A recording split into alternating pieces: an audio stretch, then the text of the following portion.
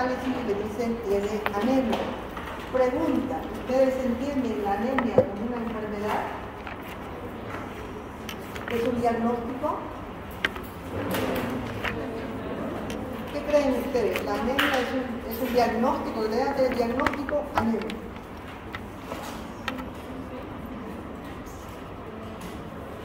Siento que sería más un tipo de síntoma, porque puede tener una causa subyacente. Muy bien. Entonces, la anemia no es diagnóstico. La anemia no es una enfermedad. Es manifestación de una enfermedad. Que cuando venga alguien con anemia, nuestro rol será descubrir por qué tiene anemia ese paciente. Es como cuando viene con tos. El paciente viene con tos, tenemos que descubrir por qué ese paciente tiene tos. Entonces, la anemia no es una enfermedad ni es un diagnóstico. Se puede colocar, cuando no sabemos la causa, síndrome anémico en estudio. No sabemos la causa. Siempre la anemia tendrá una causa por atrás. La anemia no aparece como diagnóstico. Entonces, cuando hay anemia, nosotros tenemos que hacer interrogatorios, exámenes, etc. Algunas veces será evidente, otras veces habrá que investigar de por qué esa persona tiene anemia. Entonces, por ejemplo, esta paciente de 78 años de edad que va al médico con su hija, 78 años, va al médico con su hija. La hija indica que la observa a la madre muy pálida. Se le hace un hemograma y tiene una hemoglobina de 7 y un hematocrito de 28. Refiere además que desde hace unos meses presenta sangre en las heces en poca cantidad. ¿Cuánto es el valor de hemoglobina normal?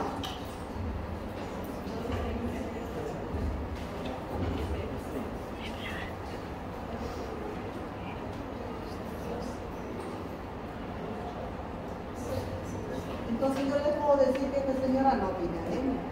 Si no saben cuál es lo normal, se la puedo charlar y decir que esta señora no tiene anemia. ¿Tiene anemia o no? Entonces, ¿en qué se basan para decir que tiene anemia? Y entonces, ¿cuál es el valor que tienen ustedes como parámetro para decir que ella sí tiene anemia? ¿Conocimiento general? ¿Cultura general? No, no puede ser así. 13 a 15 de hemoglobina. 13 a 15 de hemoglobina. ¿Será igual la hemoglobina en hombres y en mujeres? No, varía. No, entonces varía. 13 a 15 consideramos normal en un adulto saludable. ¿Y en la mujer?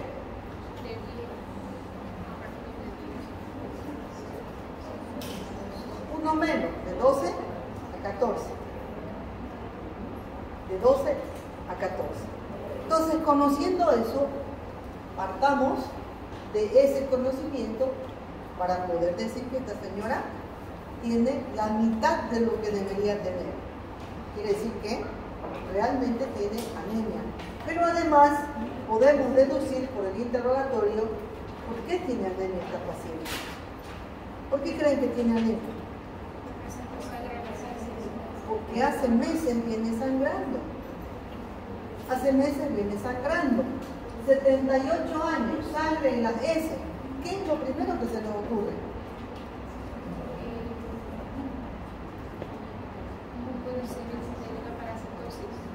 Parasitosis. ¿Qué más? Causas de sangrado rectal. Hemorroides. ¿Úlcera dónde? ¿Dónde? ¿Duodenal? No. Eso se manifiesta por sangrado, pero sangre que pasa y se digiere, por lo tanto no es sangre roja. Eso se llama melena. Entonces sangre roja, ¿no? Puede ser úlcera de la ameba, pero en el polo. Ameliasis.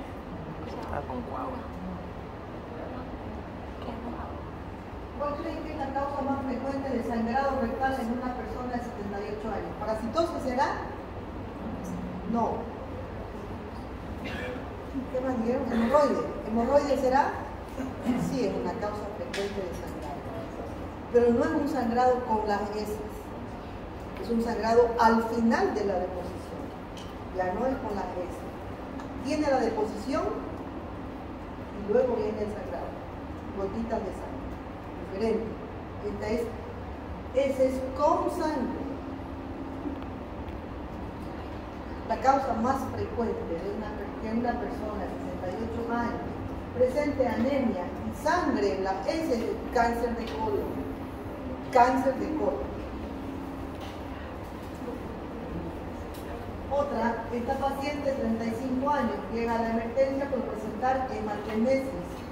En su hemograma se observa una hemoglobina de 5 y un hematocrito de 20. ¿Tiene anemia? Es una anemia severa. En este caso la anemia es por... ¿Alguien dijo ahí? ¿Qué dijiste? Una úlcera duodenal, hemorragia digestiva alta. ¿Por qué? Porque tienes hematemesis. Y si tuviera eliminación de sangre por las heces, ya es sangre digerida, oxigenada y es sangre negra, que se llama melena. Ya no es sangre roja rutilante, ya no, son melenas. Entonces, es una anemia. ¿Esta es una anemia aguda o crónica?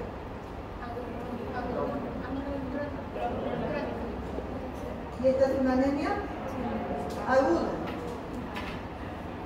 Paciente de 65 años de edad con antecedentes de alcoholismo desde los 23 años. Acude por presentar palidez, cansancio fácil, parestesia en manos. Su hemograma muestra un hematocrito de 8, una hemoglobina de 8 y un hematocrito de 36. Aquí hay una pregunta que cabe hacer. La hemoglobina se relaciona con el valor de hematocrito.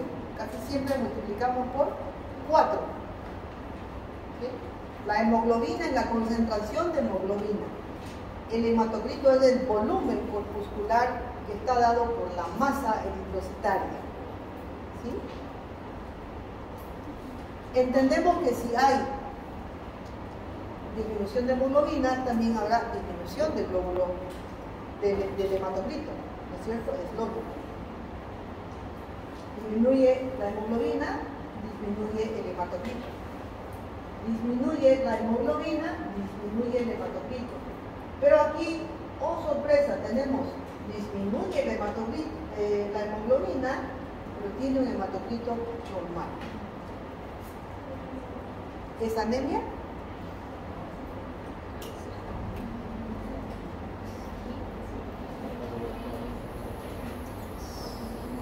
¿Es anemia?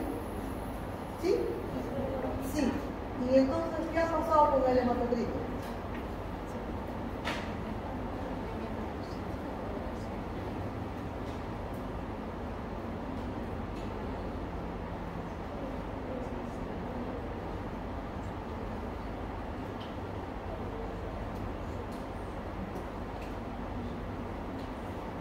Resulta que el paciente sí tiene anemia. Pero aquí hay un antecedente muy importante. Tiene 68 años y es alcohólico desde los 23 años. ¿Qué produce el alcoholismo? ¿Produce qué?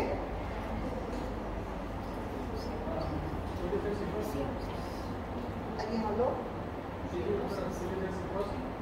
Produce cirrosis, pero no está sangrando. O sea, para pensar en varices esofágicas como causa de anemia, no es una anemia aguda. Si fuera una anemia por cirrosis y varices esofágicas sangrando, tendría hematemesis. En este caso tiene alcoholismo, está pálido, tiene cansancio, pero además parestesia hemática. Bueno, se las voy a hacer fácil.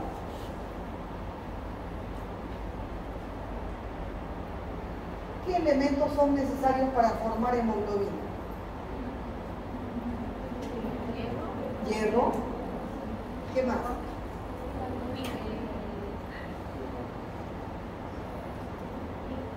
Otras vitaminas. B, ¿cuál B? No todas. B2 y ácido fólico. Esos tres elementos son fundamentales y son aportados por la dieta para formar hemoglobina. Pero resulta que por el alcoholismo hay una mala absorción ¿de qué? De vitamina B12, vitamina B12, cianocobalamina se llama. Y van a ver que la cianocobalamina es un factor fundamental para la maduración celular. Por lo tanto, da lugar a unos glóbulos rojos grandes, pálidos, porque no tienen mucha hemoglobina, pero grandes, mega eritrocitos. Entonces, esta es una anemia megaloblástica.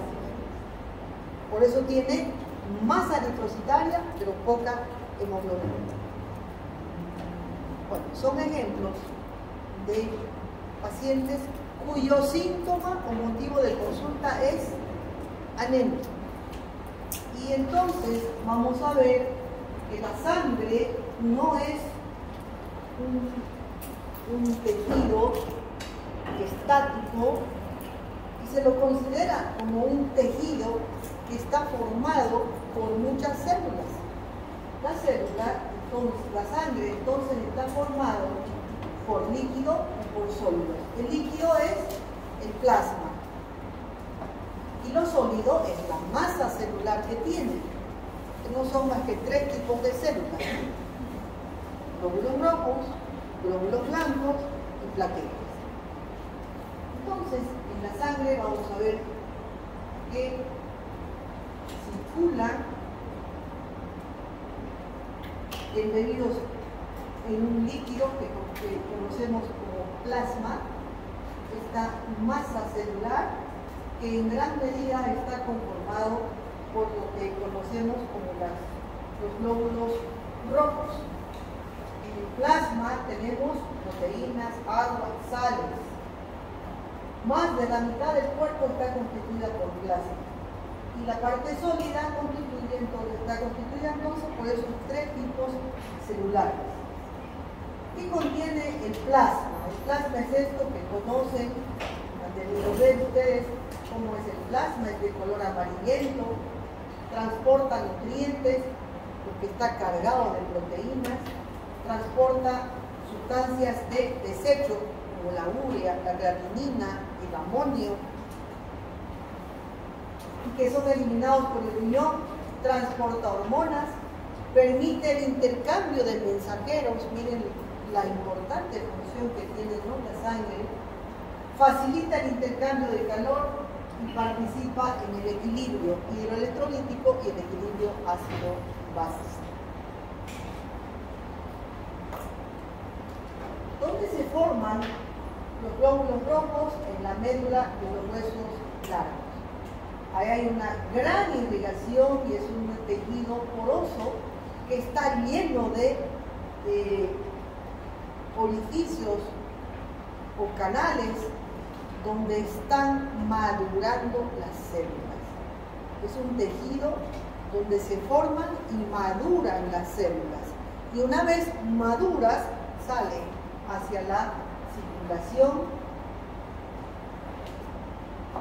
dentro del plasma. Aquí en la célula están las llamadas células hematopoyéticas, células madre, y también está entre medio algunas células grasas, ¿no?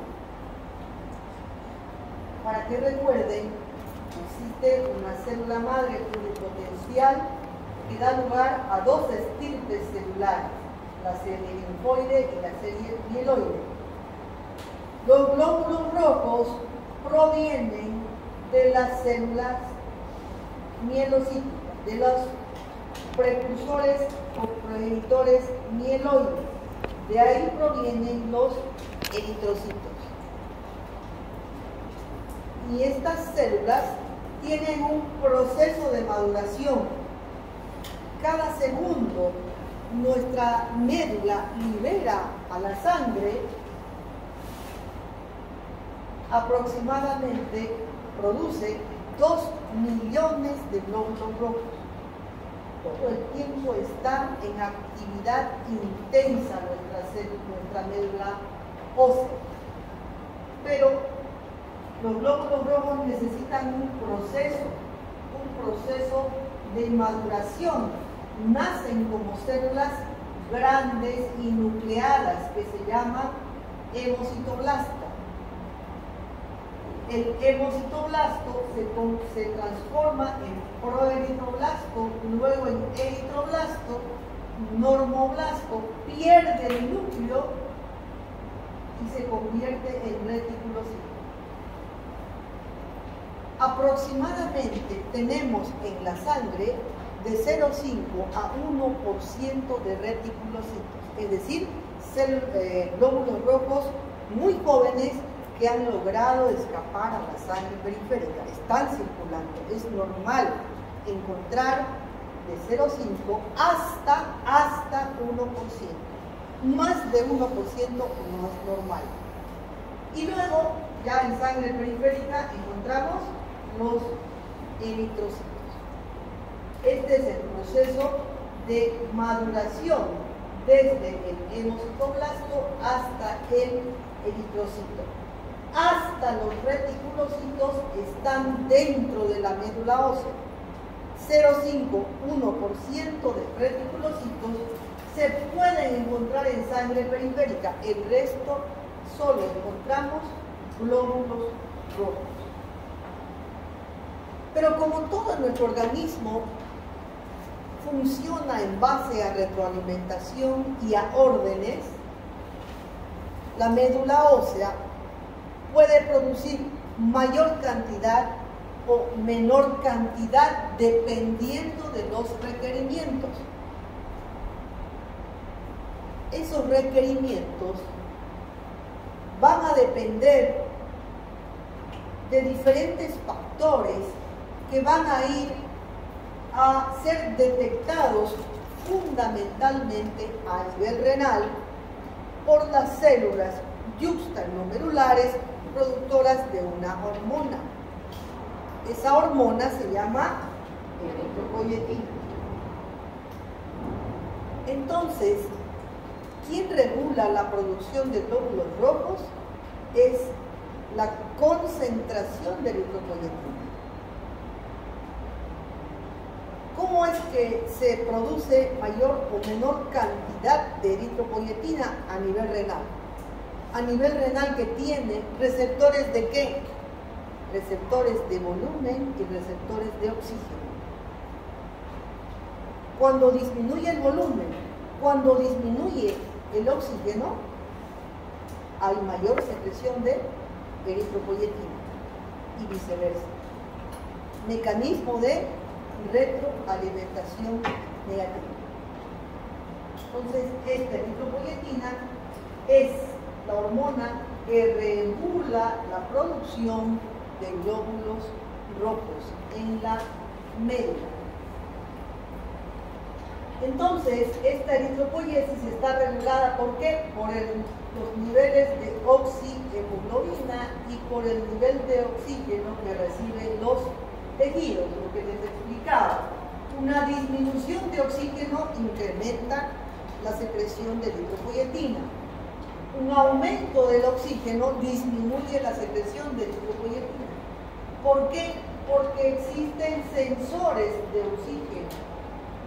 Existen receptores y sensores de oxígeno en el parénquima renal que son los que van a detectar el exceso o el déficit de oxígeno.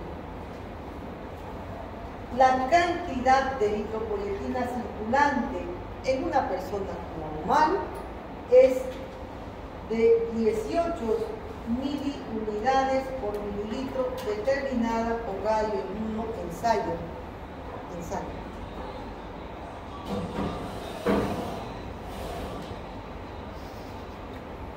En la médula no solamente proliferan los glóbulos rojos, proliferan otro tipo de células, ¿no? Glóbulos rojos, glóbulos blancos, plaquetas. La médula ósea está sometida al efecto de otros factores que estimulan la proliferación celular, dependiendo de la eritropoyetina exclusivamente, la producción de glóbulos rojos. 90% se produce en el riñón, 10% en el hígado. Existen otros factores estimulantes de otros grupos celulares, pero los glóbulos rojos dependen de la eritropoyetina. ¿Cómo se produce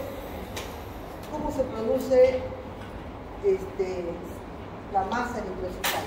¿Alguien se anima a describir este cuadro? Porque este cuadro ustedes ya lo han debido ver, pero hasta el cansancio en fisiología. ¿Alguien quiere pasar y describir este cuadro? Está muy fácil, está todo anotado ahí. Nada más recordar.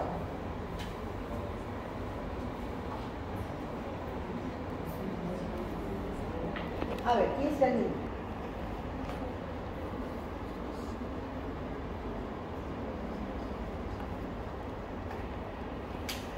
Nadie se anima, que a glóbulos rojos necesitamos de vitaminas. Necesitamos de hierro, vitamina B12 y ácido fólico principalmente. ¿De dónde proviene eso? De la alimentación. De la alimentación. Entonces, a través de la alimentación hay un proceso de digestión, de metabolismo, se absorben y estas sustancias van hasta la médula ósea. Ahí en la médula ósea sirven como factores que van a ser utilizados para la formación de glóbulos rojos. Esta formación de glóbulos rojos va a estar compuesta fundamentalmente por esta proteína que se llama hemoglobina. Los glóbulos rojos maduros salen a la circulación sanguínea y en la circulación sanguínea sirven para el intercambio gaseoso a nivel de los pulmones y también para el intercambio gaseoso a nivel tisular periférico. De la circulación sanguínea, estos glóbulos rojos viven en promedio 120 días. Luego empiezan a deformarse. La membrana empieza a endurecerse. Y son glóbulos rojos que ya no transportan suficiente hemoglobina ni oxígeno. Y entonces, estos glóbulos rojos deformados son atrapados, ¿dónde? En el vaso. En el vaso, que es como una red que tiene orificios por donde deben pasar los glóbulos rojos. Pero si estos glóbulos rojos ya están envejecidos, ya no pueden deformarse y pasar, por lo tanto quedan atrapados en el vaso. Ahí, en el vaso, van a sufrir un proceso de destrucción, donde van a liberar sustancias, principalmente hierro, pero además van a liberar, ¿qué van a liberar?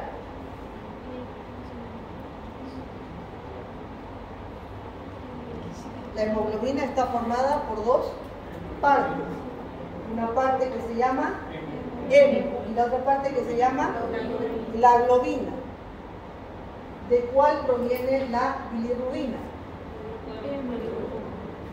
Esa bilirrubina sale y es liberada hacia la sangre, hacia la circulación sanguínea y va a ir ¿hasta dónde? Hasta el hígado. En el hígado, hasta que llega al hígado, es una bilirrubina no conjugada, es una bilirrubina libre, no es hidrosoluble, no es liposoluble. Por lo tanto, circula y llega al hígado y se conjuga por una enzima que se llama glucuronil transferasa. Cuando se conjuga, se convierte en bilirrubina conjugada. Entonces, la bilirrubina, antes de llegar al hígado, es bilirrubina no conjugada. Cuando va al hígado, se conjuga y se convierte en bilirrubina conjugada. ¿Para qué? ¿Para qué? Para poder ser eliminada. ¿Dónde se elimina? Se elimina una porción por la orina, como un pigmento que se llama urobilina, por eso la orina es de color amarillento, y una mayor porción que se llama estercobilina y que se elimina con las heces. Por eso las heces tienen el color que tienen debido a la excreción de estercobilina. Ese es el proceso de eliminación de una parte de la hemoglobina. La otra parte libera hierro. Libera hierro y es reutilizado. Es reutilizado para la neoformación de glóbulos rojos. Este es el metabolismo entonces de la hemoglobina y la bilirrubina. Bueno, aquí está lo que les he explicado. Viene al hígado como bilirrubina no conjugada. Sufre conjugación en un 80% aproximadamente con ácido glucurónico y se libera como bilirrubina conjugada que va a ir al intestino para liberarse como urobilina o urobilinógeno y como estercobilina en las heces. El hierro que se libera ya ha llegado a una albúmina para ser reutilizado. Este es un hemograma normal. Esto tienen que saber.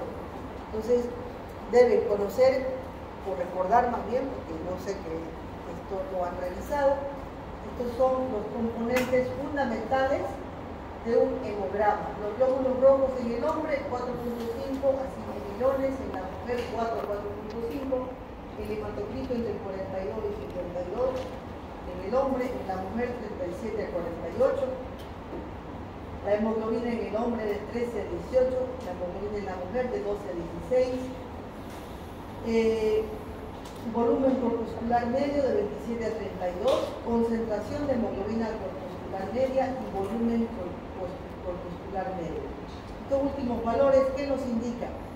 La cantidad de hemoglobina que tiene la masa eritrocitaria y la masa eritrocitaria que está conformada por todos los glóbulos rojos. Tenemos también los glóbulos blancos que están entre 5.000 y 10.000 y las plaquetas con valores entre 150.000 y 400.000. Un valor que es muy importante, que debe venir en todos los hemogramas, es la velocidad de sedimentación globular, que una de sus compañeras la otra vez mencionaba, que es la velocidad de decantación o sedimentación de los glóbulos rojos, y que en procesos inflamatorios esa velocidad es mayor, muy rápida. Normal es de 15 hasta 20 milímetros por hora. La aceleración de la velocidad de sedimentación globular nos habla de un proceso inflamatorio que uno tiene que investigar. Entonces, estas son las constantes hematológicas: el volumen corpuscular medio, la hemoglobina corpuscular media, reticulocitos de 0,5 a 1%, la hemoglobina, la cantidad de hierro, ferritina, bueno, son valores que ya están ahí. ¿Cómo se define la anemia? Vean que no existe un número, porque es diferente en un varón adulto, en una mujer adulta, en un niño, en un recién nacido, son valores que van a cambiar. Por lo tanto, la definición de anemia es la disminución de la hemoglobina en 2 desviaciones estándar del promedio, dependiendo de la edad, el sexo y el lugar de residencia del paciente. Aquí en Santa Cruz, probablemente si hacemos un hemograma, la mayoría de las mujeres tendrán 11.8, 12 de hemoglobina. En La Paz tendrán 13, 12, 11.8. En La Paz ya es considerado, ya debemos considerarlo como una persona que tiene, una mujer que tiene anemia. ¿Por qué? Porque en la altura el oxígeno es más escaso. Estamos en La Paz a 3.600 o 3.800 metros sobre el nivel del mar. Aquí estamos entre 400 y 600 metros sobre el nivel del mar. La facilidad con que fluye el oxígeno aquí y la facilidad con que fluye el oxígeno hacia los pulmones en La Paz es diferente. En La Paz tiene mayor dificultad, acá tiene mayor facilidad de flujo del oxígeno por diferencia de presión. Entonces, aquí tenemos una hemoglobina menor, esperamos tener, que la que esperamos tener en La Paz en un mismo grupo etario o de personas en La Paz. Si vemos en el microscopio, vamos a ver un fondo normal así, y en la anemia una escasez de glóbulos rojos que además se ponen pálidos, ¿no? No es una enfermedad, es un síndrome que tiene múltiples manifestaciones y múltiples causas también. Los síntomas, ¿a qué se van a deber? Fundamentalmente a la hipoxemia tisular. A eso se van a deber los síntomas. Sea porque disminuye la hemoglobina o porque disminuye el número de linfocitos. Entonces, ¿qué causa la anemia? Hipoxemia. Hipoxemia. Y dependiendo de la hipoxemia, entonces podrá haber diferente intensidad de síntomas, disnea y taquicardia, palpitaciones, hay un aumento del gasto cardíaco, pueden aparecer soplos sistólicos, vasoconstricción y aumento de la presión arterial, palidez, disminución de ATP provocando astenia, fatiga, a veces síncope, aumento de la eritropoyetina, dolor óseo external y en extremidades. Algunos de estos síntomas no se los tienen dificultad en comprender por qué se producen, o todos esos síntomas que están ahí son completamente claros para ustedes.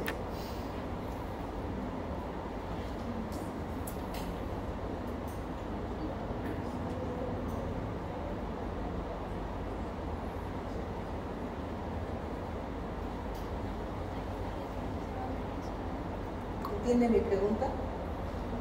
¿Sí? Por la baja. ¿Cómo se produciría el soplo sistólico? Bueno, normalmente cuando hay anemia necesitamos,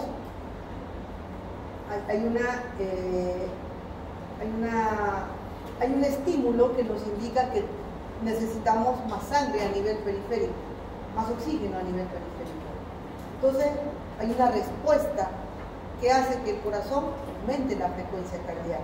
Al aumentar la frecuencia cardíaca, pueden aparecer temporalmente soplos fisiológicos, no soplos por deformidad valvular, soplos por un aumento de la frecuencia cardíaca que ocasiona un flujo sanguíneo más veloz y que puede ser audible como soplo. ¿Los otros síntomas se pueden explicar? ¿Hay algunos que no sepan por qué? ¿O cómo se produce? ¿O por qué se produce? El dolor óseo se refiere a dolor óseo external. external y de extremidades.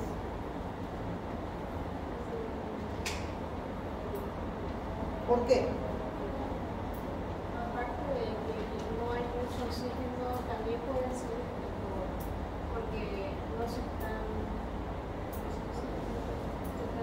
produciendo los glóbulos rojos o porque ¿Dónde se producen los glóbulos rojos?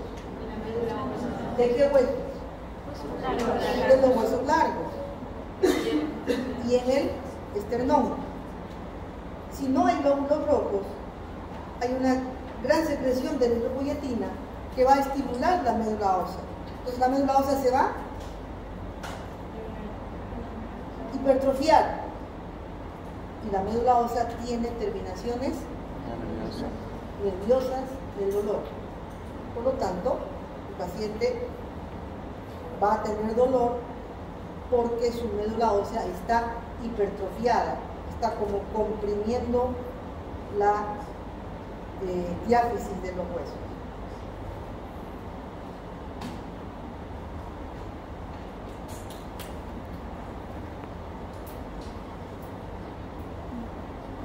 ¿Por qué aumenta el gasto cardíaco?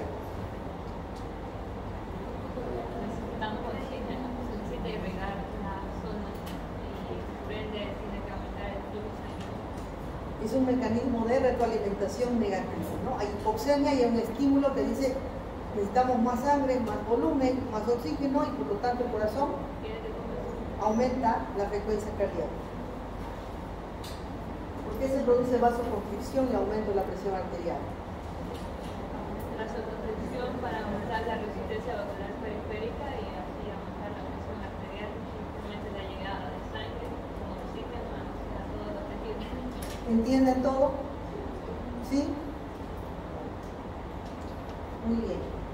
Súper inteligentes y muy preparados. Bueno, de acuerdo al tamaño del glóbulo rojo, determinado por el volumen corpuscular medio, las anemias van a tener, de acuerdo al volumen corpuscular medio, un volumen corpuscular bajo, normal o alto. El volumen corpuscular depende de quién? Del tamaño del glóbulo rojo. Del tamaño del glóbulo rojo. Entonces, cuando hablamos de volumen corpuscular medio, estamos hablando de la masa eritrocitaria.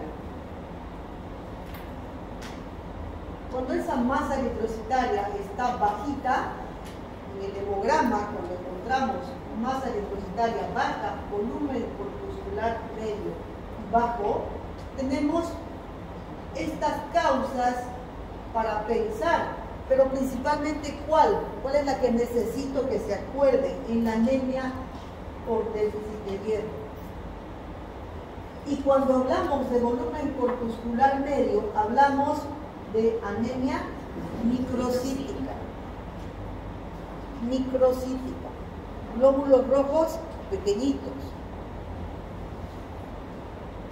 Cuando hay anemia, pero el volumen corpuscular medio es normal, la principal causa que tenemos que buscar es anemia de las enfermedades inflamatorias. Estas otras causas también, pero está en rojo lo que quisiera que se acuerden. La principal causa. Cuando el volumen corpuscular medio es normal, hablamos de anemia normocítica, porque el tamaño de los glóbulos rojos está normal. Y hay anemias que tienen volumen corpuscular medio alto. Será anemia macrocítica. ¿Cuál es la principal causa? Déficit de ácido fólico o déficit de B12.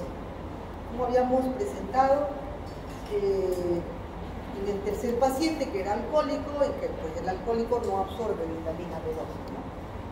¿Sería una anemia perniciosa? Es una anemia perniciosa. Fisiopatológicamente la anemia se divide en hiporregenerativa, y su nombre nos está indicando que no está regenerándose, entonces hablamos de un problema en la médula. Hay un problema medular. Y anemias hiperregenerativas o fuera de la médula ósea, porque ante una disminución de la hemoglobina, la médula ósea va a producir más. Quiere decir que la médula ósea no está enferma. Entonces, tenemos anemias hiporregenerativas o regenerativas o hiperregenerativas, que son dos tipos de anemias dependiendo de si la médula está enferma o está sana. En la anemia hiporregenerativa, los glóbulos blancos, los reticulocitos estarán ausentes. Eso nos da una tremenda información. Quiere decir que la anemia se debe a una enfermedad medular y que nada está produciéndose.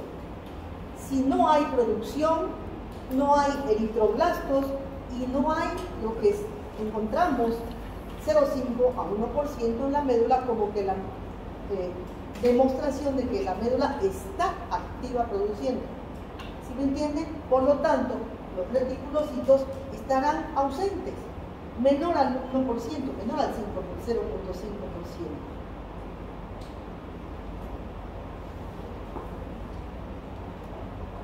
Encontraremos este tipo de anemia hiporregenerativa en aplasia, leucemias, mielodisplasia, déficit de hierro, déficit de B12, déficit de ácido fólico, déficit de eritropoyetina y anemia de las enfermedades crónicas.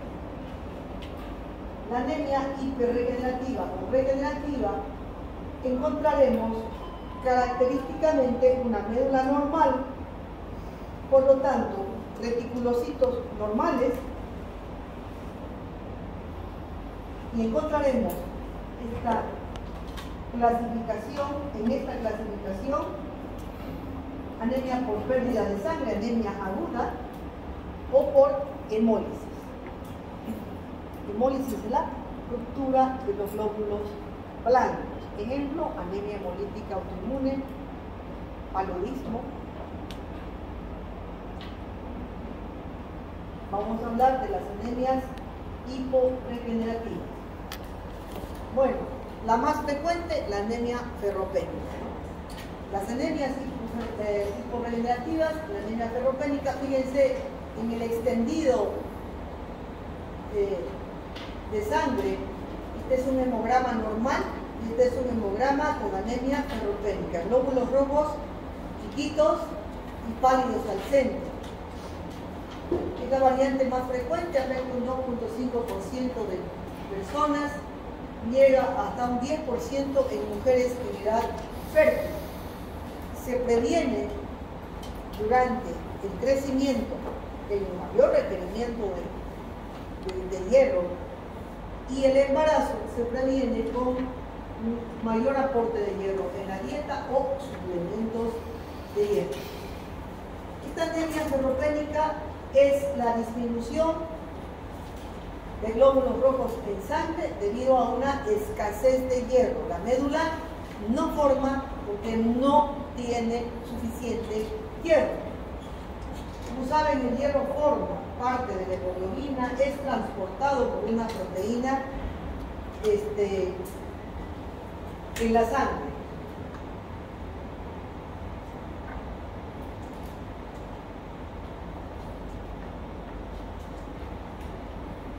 Durante la lactancia y durante el embarazo, los requerimientos de hierro son mayores. Y en los adultos, y la causa más frecuente de anemia precisamente durante la lactancia o durante el embarazo, es una disminución o pobre aporte de hierro. De hecho, los programas de control de embarazo, todos los programas incluyen el aporte de hierro suplementario a todas las embarazadas y a todos los niños. Creo que hasta los 5 años les dan un suplemento de hierro. Entonces la anemia en estos segmentos será principalmente por déficit en el aporte. Pero en el adulto, la causa de anemia ferropénica más frecuente es el sangrado crónico. Y aquí, entre las causas más frecuentes son los tumores de tubo digestivo. Tumores de tubo digestivo. Anemia ferropénica de causa no explicable, que el paciente ni se dé cuenta que está sangrando, o como la paciente, un sangrado que tiene hace meses pero que no le da importancia porque no le duele, no siente nada. Ojo, hay que buscar un cáncer de tubo digestivo. Anemia megaloblástica o anemia por déficit de B12 o ácido fólico. ¿Por qué una persona que tiene déficit de ácido fólico y de cianocobalamina o B12 va a desarrollar anemia? Porque estas dos vitaminas son fundamentales en la división celular. Y en la médula han visto que se producen 2 millones de glóbulos rojos por segundo. Imagínense si falta ácido fólico o falta cianocobalamina, la médula se va a enlentecer.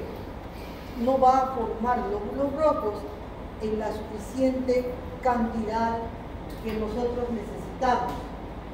Hay una alteración en la división celular a partir de que no hay una adecuada síntesis de ácido desoxirribonucleico. Esta división celular se altera, se hace lenta y las células tienen una maduración más lenta pero más prolongada, digámoslo así. Por lo tanto, las células son grandes durante la mayor cantidad de tiempo. Por eso es que las células que salen a la sangre son células grandes.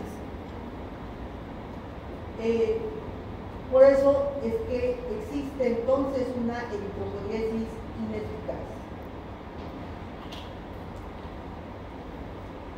Este es el tamaño normal de los glóbulos rojos, este es el tamaño que uno puede encontrar en la anemia megaloblástica. La causa más común para que haya anemia megaloblástica es el déficit de factor intrínseco que se produce por las células parietales del estómago. Por eso, en el alcoholismo se disminuye o se inhibe la producción de factor intrínseco y se altera la absorción de ácido fólico y de cianocobalamina. No solamente afecta a la proliferación, a la proliferación y maduración de las células en la médula ósea.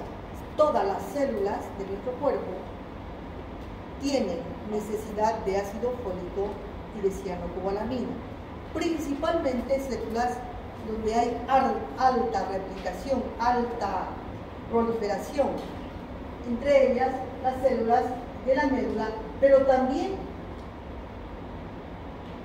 altera la síntesis de lípidos neuronales. Y es por esto que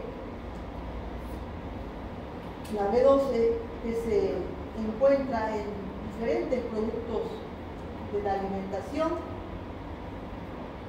va a ver una absorción alterada por diferentes factores, por disminución en la dieta, pero principalmente por una alteración en el factor intrínseco que evita la absorción de B12. El ácido fólico también lo encontramos en muchos alimentos y lo mismo es esencial para la síntesis de DNA y de RNA, alterando entonces la maduración celular y la velocidad de maduración celular. Diferentes síntomas va a producir el déficit de ácido fólico y de B12.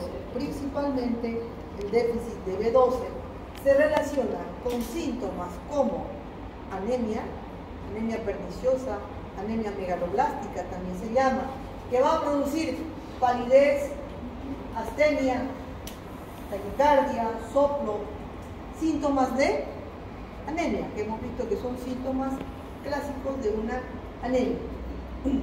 Pero también va a producir piel seca, amarillenta, porque no solamente afecta a las células de la médula ósea.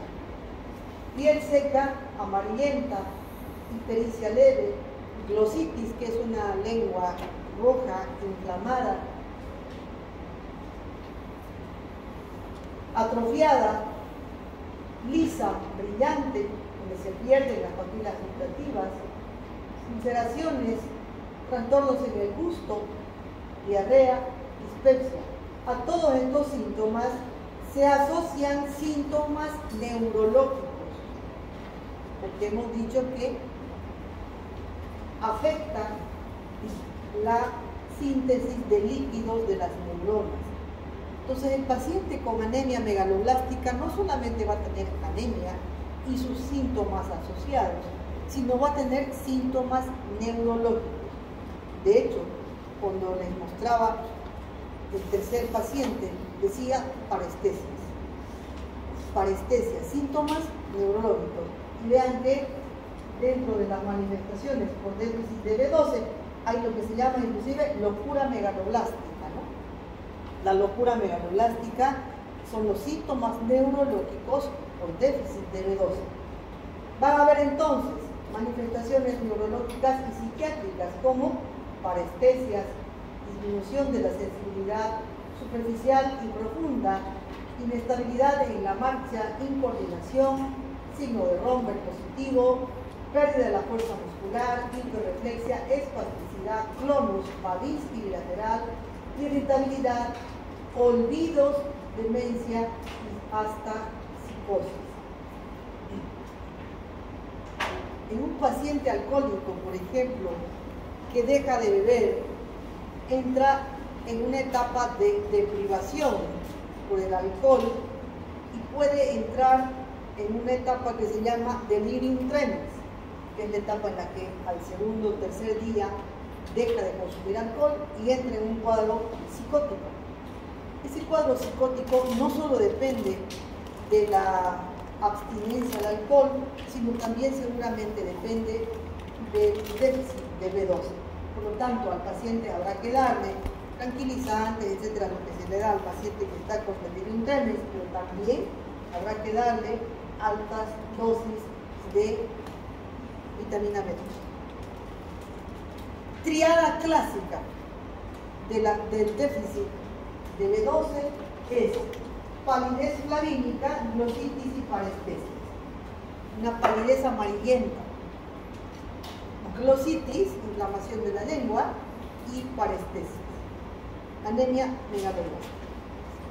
Triada que uno encuentra en la anemia megaloblástica. Diagnósticos que cursan con anemia megaloblástica.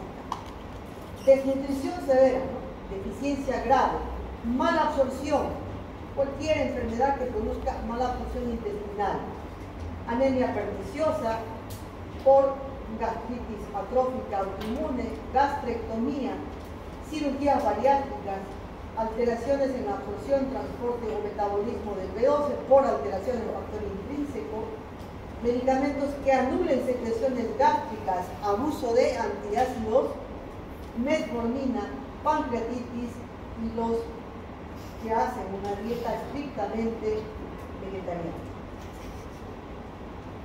En la anemia megaloblástica entonces vamos a encontrar glóbulos rojos de diferentes tamaños, pero principalmente glóbulos rojos grandes.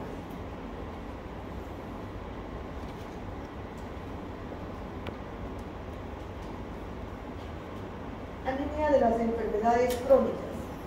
Es una anemia muy interesante, muy frecuente. La veo todos los días. Y es una enfermedad que está presente en la mayoría de enfermedades crónicas. Enfermedades crónicas, por ejemplo, tuberculosis. Por ejemplo, artritis, lupus, enfermedad inflamatoria intestinal, tantas enfermedades crónicas que hay que ahorita no se me vienen a la cabeza, pero enfermedades inflamatorias crónicas. Es una anemia adquirida y hiporregenerativa y que se presenta en enfermedades sistémicas. Es la segunda causa de anemia, luego de la anemia por déficit de hierro. Es altamente prevalente en pacientes hospitalizados. Cuando hay una anemia que se presenta en pacientes con una enfermedad crónica, es un parámetro que aumenta la morbilidad y la mortalidad de los pacientes y también aumenta las posibilidades de internación. Fisiopatológicamente tienen una evolución fisiopatológica compleja, pero también multifactorial. Encontramos como factores relacionados a la anemia de las enfermedades crónicas un acortamiento de la vida media del eritrocito. Sabemos que miden hasta 120 días. En las enfermedades crónicas, los eritrocitos viven menos, 80, 90 días, viven menos. Acortamiento en la vida media de los eritrocitos. 2. Inhibición de la síntesis de eritropoyetina. Tienen una menor cantidad de eritropoyetina. Por lo tanto, inhibición de la eritropoiesis. Y principalmente esto, aumento en la concentración de hepcidina, que es la sustancia fundamental que se va a empezar a producir en el hígado en presencia de una enfermedad inflamatoria crónica. Mediadores inflamatorios que conocemos que se liberan ante un proceso inflamatorio están involucrados en la producción de anemia. ¿Por qué? Por ejemplo, interleucina 1, factor de necrosis tumoral, interleucina 6, los conocemos como mediadores de la fiebre, como mediadores de la respuesta inflamatoria. ¿Qué hace la interleucina 6 y el factor de necrosis tumoral? Sabemos que son citoquinas inflamatorias. Suprime la respuesta de la médula ósea a la eritropoyetina. Y la interleucina 6 hace que se sintetice hepcidina en el hígado y suprime la absorción de hierro. Suprime la absorción de hierro y dificulta la salida de hierro desde los sitios donde está almacenado. La anemia entonces de las enfermedades crónicas la vamos a encontrar en infecciones agudas, severas y enfermedades o infecciones crónicas, enfermedades inmunológicas, enfermedades neoplásicas, enfermedades renales, enfermedades inflamatorias intestinales. Y el actor principal se llama hepcidina. ¿La hepcidina qué es? Es una hormona que se sintetiza en el hígado, que se sintetiza con una función principal que es bactericida. Es decir, normalmente no sintetizamos hepcidina. Se sintetiza en presencia de una orden que implica la presencia de un daño, de una injuria, de algo que nuestro organismo reacciona frente a esa injuria. Está aumentada en los procesos inflamatorios, tiene un gran poder inhibitorio en la absorción del hierro y producen una hipoferremia funcional. Quiere decir que la hepcidina, al disminuir la absorción de hierro, disminuye la concentración de hierro, pero no porque porque no haya hierro, sino porque simplemente no absorbe en presencia de hepcidina. Eso se llama hipoferremia funcional.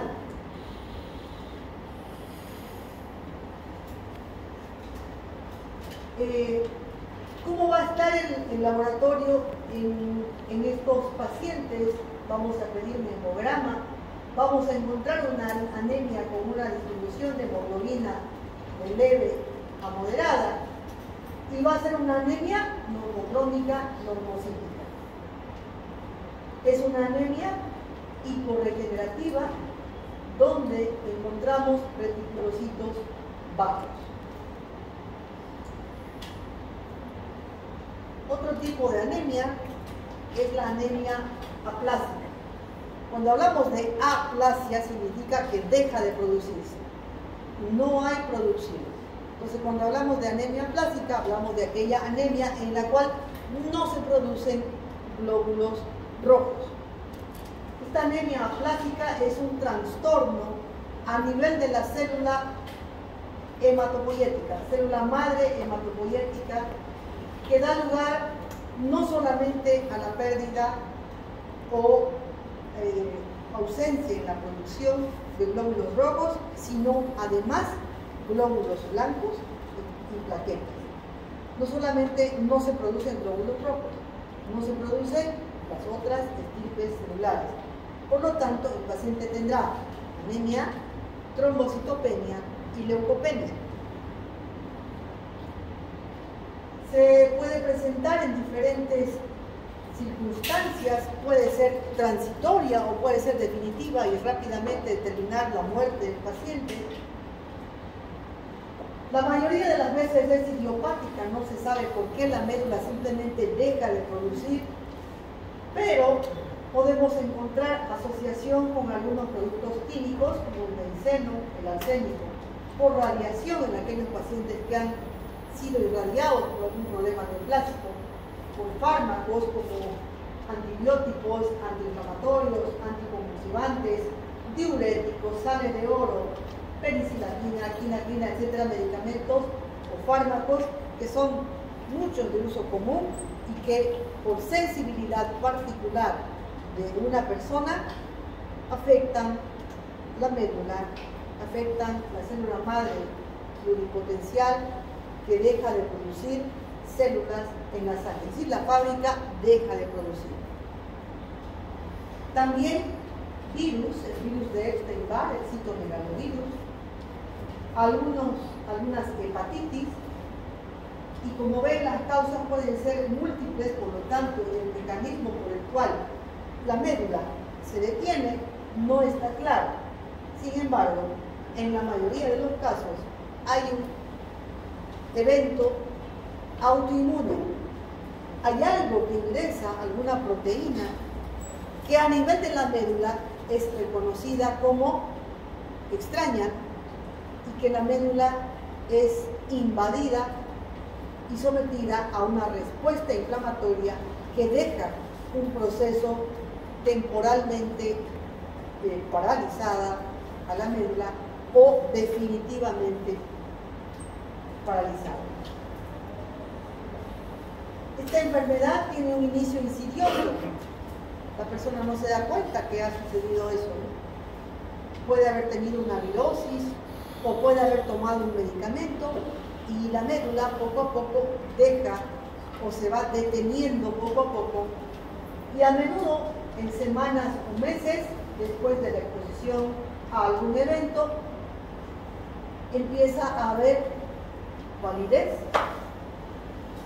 hematomas, hemorragias por falta de plaquetas o fiebre por falta de glóbulos blancos.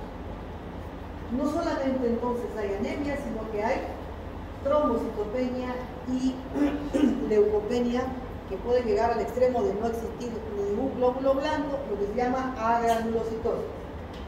El diagnóstico se hace por un hemograma completo y recuento de reticulocitos. ¿Cómo van a estar los reticulocitos? ¿Altos o bajos? Ausentes. Ausentes si no hay producción de nada. Están ausentes. Anemia por enfermedad renal crónica. Ya esto es un poco insistir en algo que ustedes ya pueden deducir. Si hay una insuficiencia renal crónica, no se va a producir ¿qué? Eritropoyetina. Si no se produce eritropoyetina, no hay quien estimule la médula ósea. Por lo tanto, el paciente tiene anemia. No necesitan que le explique, ¿verdad? Está facilísimo. En todo caso, la anemia es un evento presente siempre. Siempre en el paciente con enfermedad renal crónica. Por eso es que el paciente con insuficiencia renal semanalmente recibe ¿qué? Eritropoyetina. No, eritropoyetina que le ponen. Le tienen que poner eritropoyetina.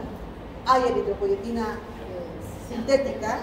Le tienen que estimular la médula de manera artificial porque su riñón no produce eritropoyetina. De tal manera que pues tienen todos estos eventos, hay un aumento de orina, además no absorbe bien hierro, además por la urea que se acumula, los glóbulos rojos viven menos tiempo, o sea que el paciente tiene anemia por diferentes causas, pero principalmente por déficit de eritropoyetina. Anemia por hemorragia, por demás que les diga por qué puede tener un paciente. Anemias hemolíticas. Cuando hablamos de hemólisis, estamos hablando de anemias en las cuales anormalmente el glóbulo rojo estalla. Eso es hemólisis.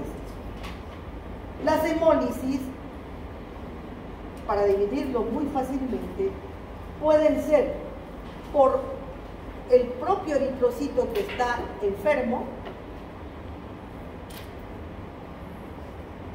por alteraciones en su membrana que tiene una capacidad de deformidad, de hacer diapéresis de glóbulos rojos, entonces enfermedades de la membrana o enfermedades parasitarias del glóbulo rojo. ¿Qué enfermedad? O paludismo. ¿Con qué? Malaria. Sí, paludismo, en la que el plasmodium tiene su ciclo biológico dentro del glóbulo rojo y cuando está grande crece y estalla el glóbulo rojo y viene una crisis de hemólisis. O también el glóbulo rojo anormalmente en su membrana puede tener antígenos que no son reconocidos por su propio sistema inmunológico. Al tener en su membrana antígenos no reconocidos, van nuestro propio sistema inmunológico, las células asesinas naturales lo reconocen y lo destruyen. También anemia hemolítica. La clasificación entonces va de acuerdo a dónde está el problema. Corpusculares. Corpusculares significa por una alteración del propio glóbulo rojo. Trastornos de la hemoglobina, la mayoría son hereditarias. Alteraciones en la membrana, alteraciones enzimáticas. Y extracorpusculares o adquiridas, inmunes o autoinmunes y no inmunes. Miren la cantidad de anemias hemolíticas que hay. Pero básicamente vamos a encontrar por alteraciones del propio glóbulo rojo, membranopatías, esferocitosis hereditaria, eritrocitosis, estomatocitosis, serocitosis, eritroenzimopatías, déficit de glucosa 6-fosfato deshidrogenasa, piruvato quinasa, hemoglobinopatías, talasemias y hemoglobinas anómalas que hacen que el glóbulo rojo estalle. Y las extrínsecas o extracorpusculares, que son adquiridas, inmune, que es la que le digo, les decía, la más frecuente por la aparición de un antígeno que no se reconoce, y no inmunes por alteración mecánica, agentes físicos, químicos, infecciones que determinan ruptura de los glóbulos rojos. La más grave, la más frecuente, es la anemia hemolítica autoinmune, donde el glóbulo rojo tiene en su membrana antígenos no reconocidos. Estos antígenos pueden ser antígenos que reaccionan frente a elevaciones de la temperatura o antígenos que se llama afrígol, en frío. Independientemente de si son antígenos calientes o antígenos fríos, no hay reconocimiento y por lo tanto hay destrucción de los glóbulos rojos. Causas de anemia hemolítica autoinmune, muchas, principalmente asociadas a enfermedades autoinmunes, post-infecciones, como por ejemplo algunas virosis, y dentro de las enfermedades autoinmunes, artritis reumatoide, lupus eritematoso, síndrome de Sjögren, colitis ulcerosa, tiroides de Hashimoto, no inmunes a algunos tipos de cáncer, complicaciones de la infección, virosis, etc. Bueno, ahí terminamos con el grupo.